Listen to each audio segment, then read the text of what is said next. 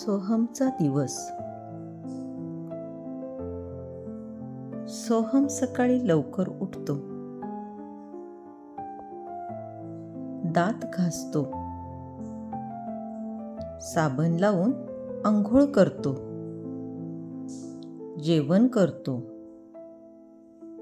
गणवेश घालतो, आईबाबांना नमस्कार करतो, तयारी करून शाळेत जातो, गुरुजनांना नमस्कार करतो.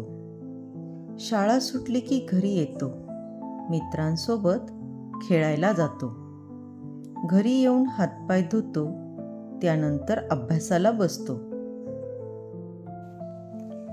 आई बाबा आजी आजोबांसोबत जेवतो, रात्री आजीची गोष्ट ऐकत झोपतो.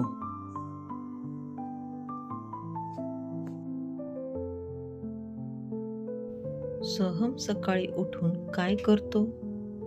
उत्तर: दात घासतो, आंघोळ करतो, जेवण करतो, गणवेश घालतो, आई बाबांना नमस्कार करून शाळेत जातो.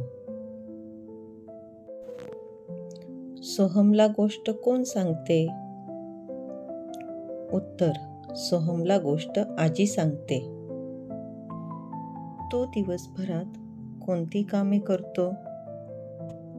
उत्तर: मी आईला घरकामात मदत करतो, कपड्यांच्या घड्या घालतो, वस्तू जागेवर ठेवतो, आजी आजोबांनी सांगितलेली कामे करतो.